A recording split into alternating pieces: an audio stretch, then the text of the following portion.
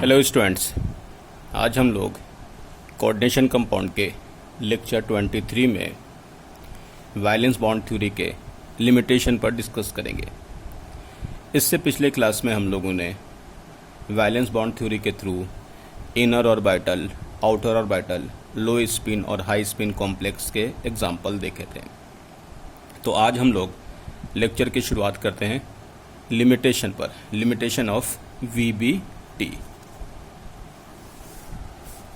देखिएगा, limitation of valence bond theory में सबसे पहले, जैसे मैंने पिछले लेक्चर में भी कहा था कि it does not explain the colour exhibited by coordination compound. Coordination compound, बहुत सारे कोऑर्डिनेशन कंपाउंड जो हैं वो कलर्ड होते हैं। तो कलर के लिए क्या चीज़, यानी किस वजह से वो उनमें कलर आते हैं, इनका एक्सप्लेनेशन VBT में कहीं पर देखने को नहीं मिलता। कलर के लिए बहुत सारे ऐसे फैक्टर्स हैं जिसमें चार्ज ट्रांसफ़र होता है, DD ट्रांजिशन होता है, लेकिन इस तरीके का कहीं पर एक्सप्लेनेशन VBT में नहीं मिलता है। एक एग्जांपल मैंने पिछले क्लास में आपसे डिस्कस किया था। वो एग्जांपल पर अगर हम यहाँ पर दिखा दें कि जैसे मैंने ये एग्जांपल पिछले क्लास में भी आपको दिखाया था कि ये ऑर्बिटल्स है, D ऑर्बिटल्स है। लिगेंड के अप्रोच करने के बाद ये ऑर्बिटल स्प्लिट होता है और यहाँ पर ये लो एनर्जी लेवल है और ये हाई एनर्जी लेवल है। ये इस तरीके से ऑर्बिटल्स की एनर्जी वाइज यहाँ पर स्प्लिटिंग करा दी गई। लाइट जैसे उस पर पड़ता है तो इलेक्ट्रॉन लो एनर्जी से हाई एनर्जी में आता है, फिर हाई से लो में आता है। तो इस तरीके से हम लोग इसको इस तरीके से D और D ऑर्बिटल के ट्रांजिशन से हम लोग वहाँ पर कलर को एक्सप्लेन करते हैं। तो कलर के लिए एक तरीका ये भी है कि ऑर्बिटल्स जो लोअर एनर्जी जो लेवल वाले ऑर्बिटल्स के इलेक्ट्रॉन हैं वो हाई एनर्जी में आते हैं, हायर से फिर लोअर में आते हैं। तो इस तरह ट्रांजिशन होता है। तो खैर, यहाँ पर हम लोग को मालूम है कि ऑर्बिटल्स की स्प्लिटिंग के बारे में, VBT के बारे में तो कहीं बोला ही नहीं गया। तो इस वजह से कलर जो कॉम्प्लेक्स में आते हैं वो किस वजह से आते हैं, ये VBT ने एक्सप्लेन नहीं किया है। नेक्स्ट में जो मैंने बात किया था थर्मोडायनेमिक और kinetic stability of coordination compound, तो ये भी बात हम लोग ने पिछले लेक्चर में भी देखे थे, फिर हम आपको एक बार रिपीट कर दें। काइनेटिक और थर्मोडायनेमिक स्टेबिलिटी के अकॉर्डिंग, जैसे कोई कॉम्प्लेक्स की स्टेबिलिटी किस तरीके से होती है, यानी कोई कॉम्प्लेक्स स्टेबल होगा तो उसके लिए क्या क्या क्राइटेरिया होना चाहिए, क्यों वो कॉम्प्लेक्स स्टेबल है या अनस्टेबल है। तो आपको बता दें कि कॉम्प्लेक्स की स्टेबिलिटी के लिए बहुत सारे फैक्टर्स हैं। मतलब कोई मेटल है तो मेटल के ऊपर चार्ज मैटर करेगा। चार्ज +1 है, +2 है, +3 है, माइनस है, 0 है, ये मैटर कर जाता है। दूसरी बात, चार्ज के साथ यहाँ पर ये भी मैटर करेगा कि जिस ऑर्बिटल्स का इस्तेमाल किया है, यानी principal quantum number of 3D, 4D, 5D, जो ऑर्बिटल्स आप यूज़ कर रहे हैं मेटल का या मेटल आयन का, उसके ऑर्बिटल का प्रिंसिपल क्वांटम नंबर यानी कि शेल कौन सा है वो भी मैटर करता है। साथ में ये भी मैटर करता है कि लीगेंड कौन सा है, यानी कि लीगेंड भी मैटर करेगा। लीगेंड का डोनर साइट कौन सा है, लीगेंड न्यूट्रल है, यानी कि लीगेंड चिलेटिंग है, उससे भी डिसाइड होता है। तो यहाँ लिगेंड की इस पर कॉम्प्लेक्स की ज्योमेट्री कैसी बन रही है, कोऑर्डिनेशन नंबर 4 है तो वो स्क्वायर प्लेनर है, टेट्राहेड्रल है। तो आप खुद सोचिए कि लिगेंड के नेचर से भी डिसाइड होता है, मेटल के कॉन्फ़िगरेशन से भी डिसाइड होता है, मेटल कौन से D ऑर्बिटल इस्तेमाल करा उससे भी डिसाइड होता है, लिगेंड का डोनर साइट कौन है उससे भी डिसाइड होता है। तो उन सारी वजह का एक्सप्लेनेशन यहाँ पर VBT वालों ने कहीं पर दिया ही नहीं। तो हम लोग इस थ्योरी के अकॉर्डिंग किसी कॉम्प्लेक्स की स्टेबिलिटी एक्सप्लेन नहीं कर सकते हैं। नेक्स्ट में है it fails to explain the reaction rates and mechanism of reaction with complex. सही बात है। यहाँ पर एक और बात बता दें कि रिएक्शंस के जो रेट हैं, मतलब कॉम्प्लेक्स अगर मान लिया कि बनता है, मान लेते हैं हमने कोऑर्डिनेशन नंबर 4 वाला ML4 बना दिया, तो आप समझिए कि कॉम्प्लेक्स के फॉर्मेशन और उनके रेट्स के बारे में कहीं भी इस थ्योरी का एक्सप्लेनेशन है ही नहीं, क्योंकि इनको पूरी की पूरी जानकारी ही नहीं थी कि कॉम्प्लेक्स का फॉर्मेशन किस रेट से होता है या उसके पीछे मैकेनिज्म क्या है। तो हम लोग यहाँ पर इसी वजह से इनकी एक्सप्लेनेशन में स्टेबिलिटी को भी हम लोग एक्सप्लेन नहीं कर पाते, क्योंकि उनको रेट्स और मैकेनिज्म ऑफ रिएक्शंस के बारे में पता नहीं था। एक बहुत इंपॉर्टेंट इसके बाद देखिए, it does not explain why certain four coordinated complexes are tetrahedral whereas others are square planar। अब ये बात तो हमने पिछले क्लास में भी बताया था आपको कि जैसे कोई कॉम्प्लेक्स 4 कोऑर्डिनेटेड है, जैसे मैंने कहा था कि अगर आपके पास ML4 है और यहाँ भी ML4 डैश है, तो ये कहा गया कि ये स्क्वायर प्लेनर है और ये टेट्राहेड्रल है। अब कोऑर्डिनेशन नंबर 4 में कोई कॉम्प्लेक्स स्क्वायर प्लेनर बन जाता, कोई टेट्राहेड्रल बन जाता, तो इसके पीछे कोई लॉजिक समझ नहीं आता है, क्योंकि वीबीटी वाले ने कहीं पर भी नहीं बताया कि क्यों ऐसा है कि कुछ कॉम्प्लेक्स 4 कोऑर्डिनेशन नंबर में टेट्राहेड्रल में चले आते हैं, कुछ स्क्वायर प्लेनर में चले जाते हैं। तो उस केस में यहाँ पर वीबीटी के अकॉर्डिंग हम लोग किसी कॉम्प्लेक्स के कोऑर्डिनेशन नंबर 4 में स्क्वायर प्लेनर और टेट्राहेड्रल को समझ नहीं सकते हैं कि ये कॉम्प्लेक्स टेट्राहेड्रल या स्क्वायर प्लेनर होगा। जैसे देखिए, अगर कोऑर्डिनेशन नंबर 2 है तो आपको ज्योमेट्री मालूम है कि SP होगा और लीनियर होगा, यहाँ तक आज समझ में आता है। कोऑर्डिनेशन नंबर 2 है तो SP और लीनियर ज्योमेट्री होगा। और कोऑर्डिनेशन नंबर 6 होगा तो भी कोई दिक्कत नहीं है, या तो D2SP3 होगा या तो SP3D2 होगा, तो होगा ऑक्टाहेड्रल ही। मतलब कोऑर्डिनेशन नंबर 6 में ज्योमेट्री का फर्क नहीं पड़ेगा, चाहे वो इनर हो चाहे आउटर हो, उनकी ज्योमेट्री ऑक्टाहेड्रल ही होगी, क्योंकि आपको तो मालूम है कि ज्योमेट्री के लिए हम लोग के पास सिग्मा बॉन्ड दिखना होता। सिग्मा बॉन्ड तो 4 ही है, तो 4 सिग्मा बॉन्ड में 6 है, तो सिग्मा बॉन्ड 6 होने के बाद ऑक्टाहेड्रल ज्योमेट्री बनेगी। कोऑर्डिनेशन नंबर 4 में बताना मुश्किल है कि ज्योमेट्री कौन सी होगी, कि टेट्राहेड्रल या स्क्वायर प्लेनर, तो ये इस थ्योरी से कहीं पर एक्सप्लेन नहीं होता है ज्योमेट्री के बारे में। नेक्स्ट में है, it does not distinguish between weak and strong ligand. ये आपको बताना चाहिए, क्योंकि इनको पता ही नहीं था कि कोई कॉम्प्लेक्स स्ट्रॉन्ग और वीक का मतलब। देखिए, एक एग्जांपल आपको यहाँ पर दिखा दें, इससे आपको थोड़ा समझ आएगा। अगर आप देखिए Fe3 पॉजिटिव कोऑर्डिनेशन नंबर 6 है, Fe+3 है, यहाँ पर n की वैल्यू 5 है और यहाँ पर इसके लिए sp3d2 जो पिछले एग्जांपल में हम लोग ने देखा था, इसकी हाइब्रिडाइजेशन क्या sp3d2 है। ठीक है, चलो इसी के बाद हम नेक्स्ट इसी में Fe का ही एग्जांपल देखते हैं। इसमें देखिए हम लोग ने जो देखा था FeCN6 3- ऑक्सीडेशन स्टेट फिर से सेम है। तो इस केस में यहाँ पर क्या है, n की वैल्यू 1 है और यहाँ पर आपके पास 1.73 बोर मैग्नेटॉन, और इसका हाइब्रिडाइजेशन क्या हुआ था, तो D2sp3, ये D2sp3 कॉम्प्लेक्स था, इनर ऑर्बिटल कॉम्प्लेक्स, लो स्पिन या D2sp3। तो आपको यहाँ पर एक चीज दिखा दे कि इसमें क्या डिफरेंस है। अगर हम आपसे पूछें कि यहाँ पर Fe3 पॉजिटिव है, एक Fe3 पॉजिटिव, दूसरा भी केमिकल क्या है, Fe3 है, इस वाले में कोऑर्डिनेशन नंबर भी सेम है, यहां भी कोऑर्डिनेशन नंबर सेम है। अगर आपसे एक चीज पूछा जाए कि इन केस में जब हम लोग के पास यहां पर ये वाला पार्ट जो है सेम, यहां भी ठीक है, कोऑर्डिनेशन नंबर भी है सेम, ये भी ठीक है, लीगेंड यहां पर अगर आप देखें तो ये लीगेंड साइनाइड है और ये लीगेंड क्या है, F-, मतलब समझ रहे हो, या साइनाइड और यहां F-। तो ये केस आप देखिए कि जब साइनाइड था तो ये वाले कॉम्प्लेक्स में D2sp3 हो गया और n की वैल्यू 1, और जब ये था तो sp3d2 हो गया, यानी n की वैल्यू 5।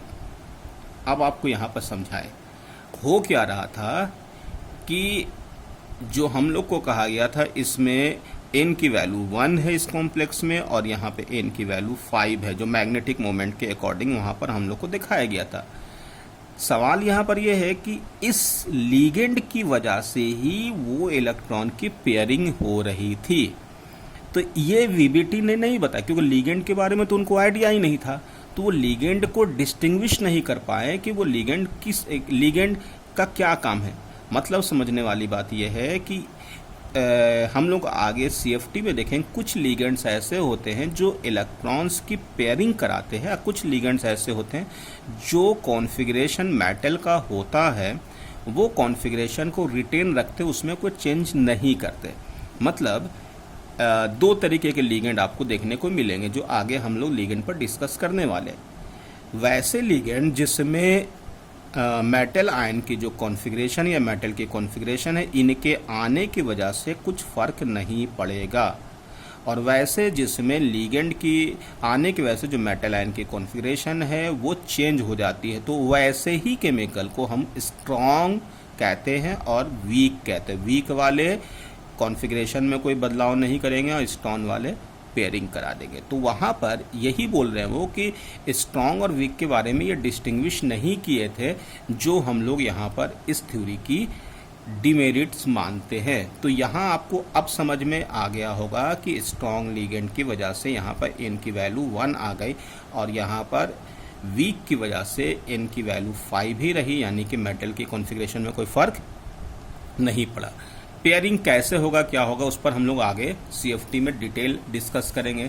लेकिन यहाँ पर हम लोग ये देख रहे हैं कि it does not distinguish between weak and strong ligand, यानी स्ट्रॉन्ग और वीक लीगेंड के बारे में डिस्टिंग्विश नहीं कर पाए थे, क्योंकि उनको लीगेंड के बारे में आइडिया नहीं था। It does not indicate why certain ligands, जब उनको ये नहीं मान, तो देखिए इसी का एक फिर से, it does not indicate why certain ligands form outer orbital complexes whereas others form inner orbital complexes. मतलब यहाँ पर भी आप समझिएगा कि इनको जब लीगेंड के बारे में पता नहीं था तो ये बता ही नहीं पा रहे थे कोई कॉम्प्लेक्स इनर होगा या आउटर होगा। तो मैग्नेटिक मोमेंट की वैल्यू चेक कर रहे थे, उसके अकॉर्डिंग इनर और आउटर बता रहे थे। तो आप यहाँ पर खुद देखिए कि आप यहाँ इन कॉम्प्लेक्स को इनर कह दिया और ये कॉम्प्लेक्स आउटर हो गया, यानी ये लो स्पिन है और ये हाई स्पिन है। तो आप खुद सोचिए कि जब इनको लीगेंड के बारे में आइडिया नहीं था तो इस वजह से ये कॉम्प्लेक्स इनर क्यों बना और ये वाला कॉम्प्लेक्स आउटर क्यों बना। ये इस थ्योरी की डीमेरिट्स है। तो हम लोग यहाँ पर जो कंफ्यूज हो रहे थे कि क्यों कोई कॉम्प्लेक्स इनर या कोई आउटर बना था, वो एक्चुअल में ये वीबीटी में बताया ही नहीं गया था।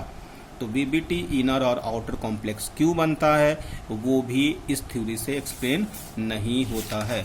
नेक्स्ट में हम लोग के पास अब देखिए ये बड़ा इम्पॉर्टेंट है, वहाँ पर देख रहे हैं कि quantitative interpretation of magnetic data. अब सवाल ये है कि मैग्नेटिक डेटा के अकॉर्डिंग ही तो हम लोग ने थ्योरी को एक्सप्लेन किया था। मैग्नेटिक प्रॉपर्टी में पैरामैग्नेटिक कितने होते हैं, डायामैग्नेटिक ये है, और उसमें 1.73 वैल्यू, ऐसा कुछ हम लोग ने। लेकिन यहाँ पर आप इसको समझिएगा, this theory does not account for the detail magnetic property of certain complexes.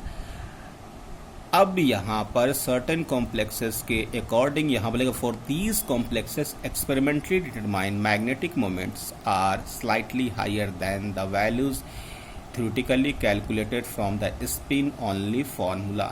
अब यहाँ आपको एक बात और क्लियर कर दे कि जो हम लोगों ने मैग्नेटिक मोमेंट की वैल्यू को एक्सप्लेन किया था, हम लोग के पास जो फॉर्मूला था वो फॉर्मूला ये था।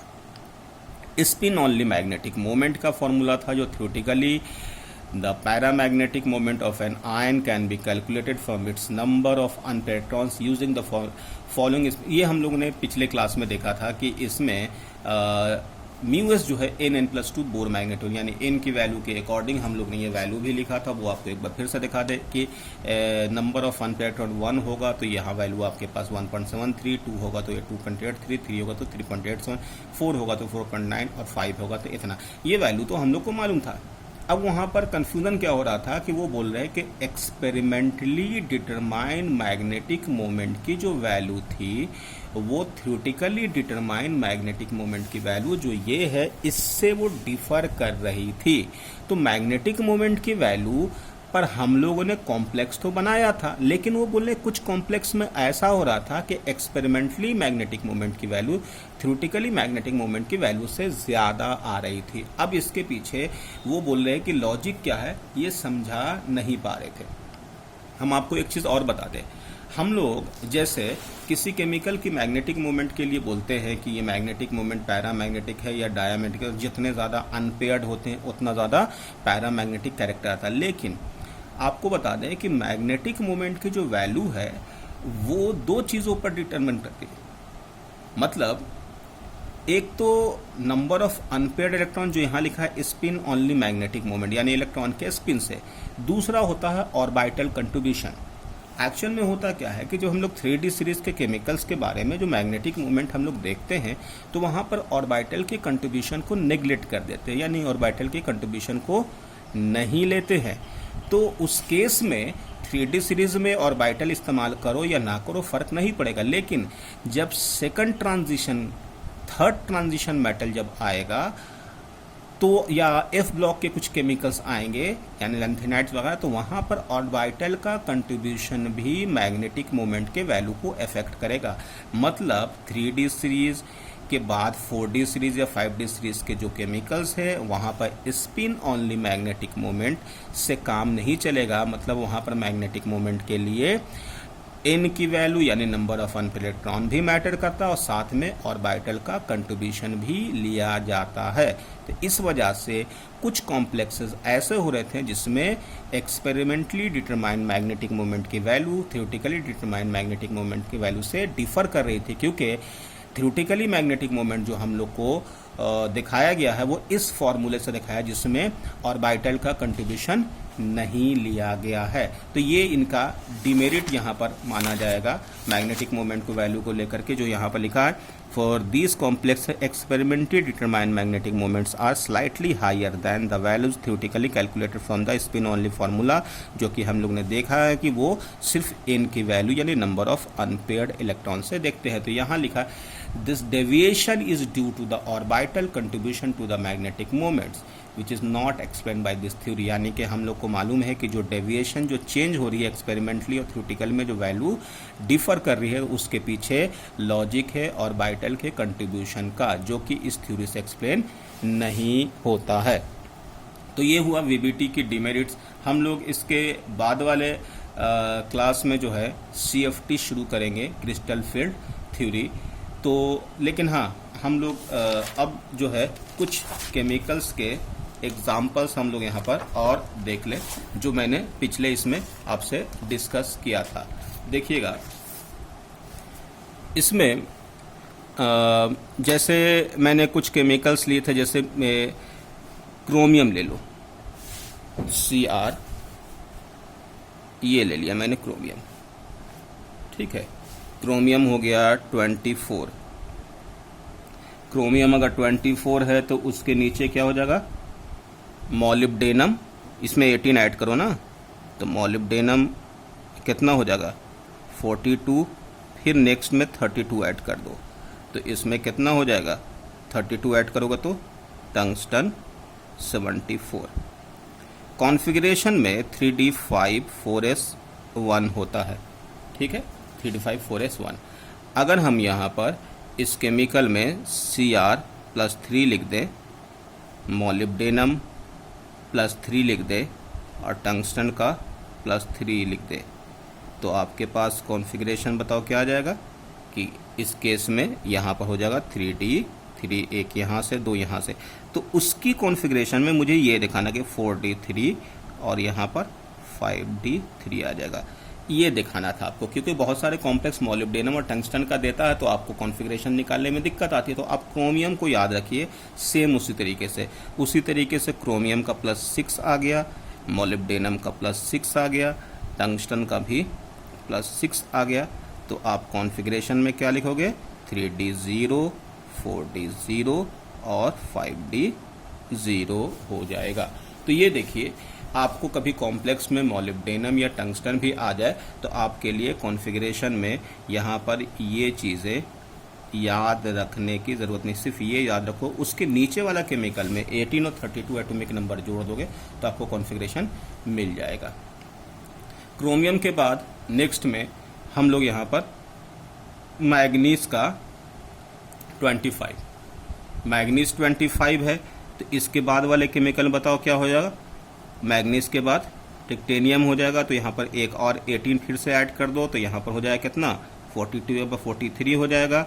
उसके बाद इस वाले केमिकल में मैग्नीज के बाद यहाँ पर टंगस्टन है, टंगस्टन में यहाँ पर रेनियम हो जाएगा, 74 है तो यहाँ पर 75 हो जाएगा। कॉन्फ़िगरेशन में फिर से देखो, यहाँ पर क्या करोगे 3D5 4s2 कर दोगे। अब उसी तरीके से हम यहाँ भी एग्जाम्पल लिख दे, Mn2 पॉजिटिव लिख दे, उसी तरीके से टिटेनियम का +2 लिख दे, रेनियम का +2 लिख दे, तो आपको यहाँ पर क्या मिल जाएगा, मैग्नीज है ना, तो यहाँ पर 3D5 4D5 और 5D5 हो जाएगा।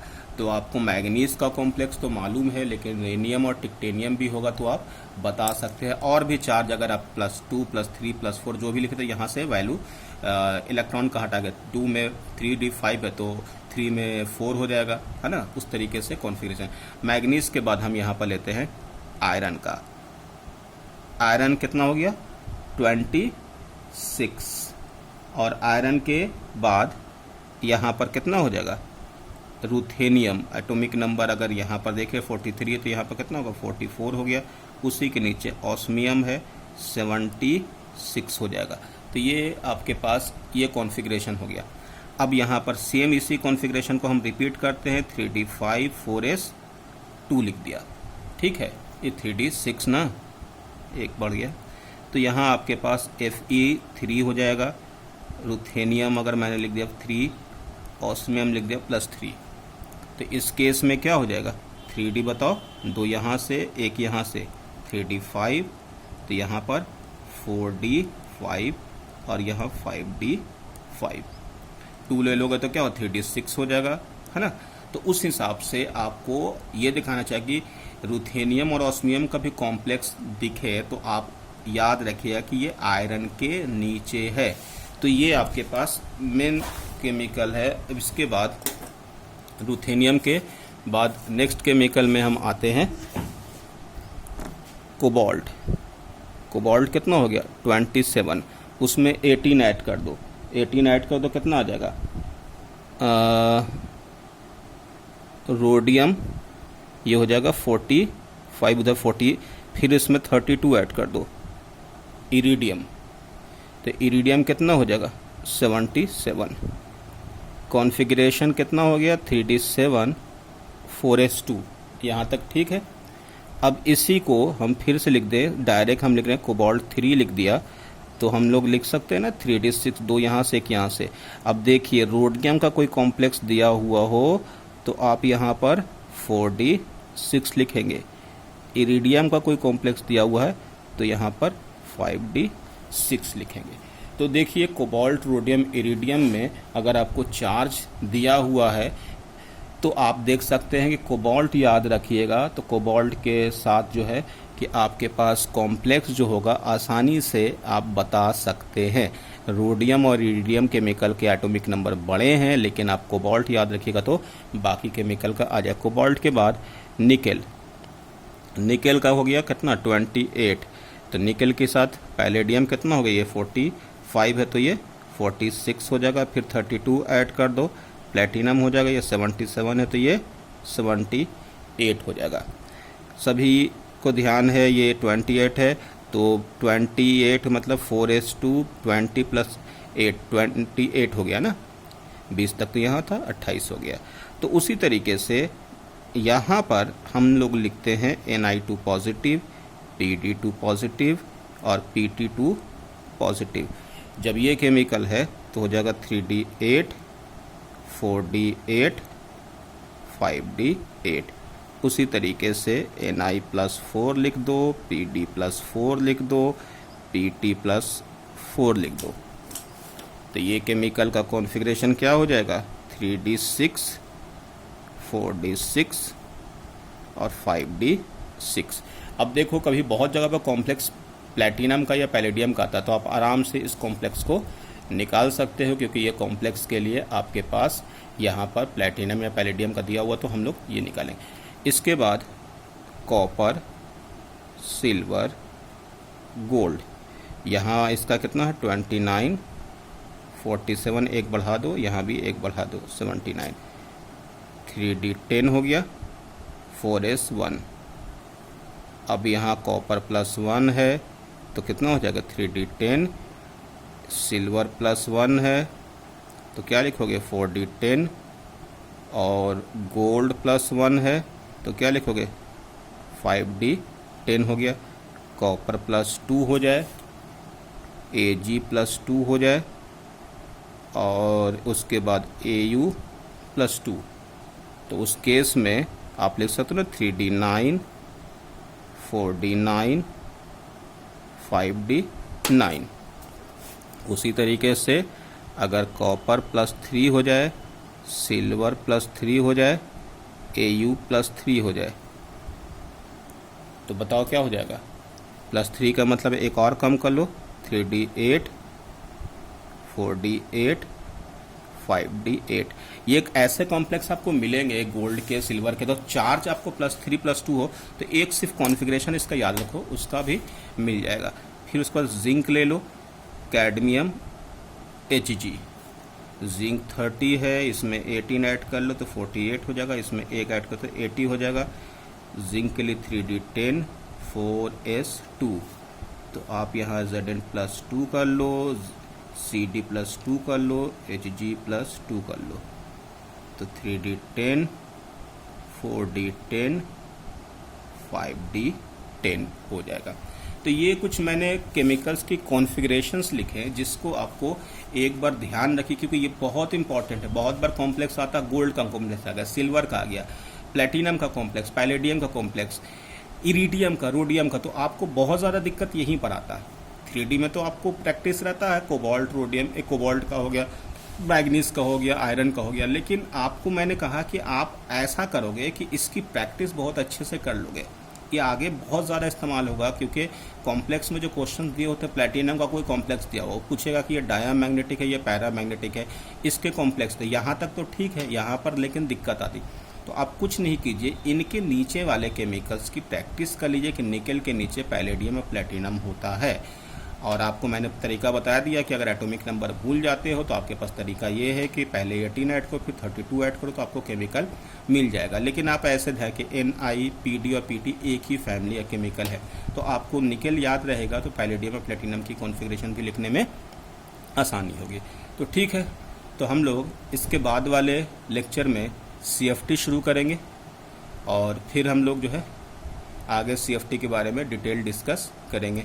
बाकी आप इनको अच्छे से रिवाइज़ करते रहिएगा, ख़ास करके ये वाले कॉन्फ़िगरेशन बहुत अच्छे से रिवाइज़ कीजिएगा, 2 बार 3 बार, जितना बार आपको टाइम मिलता।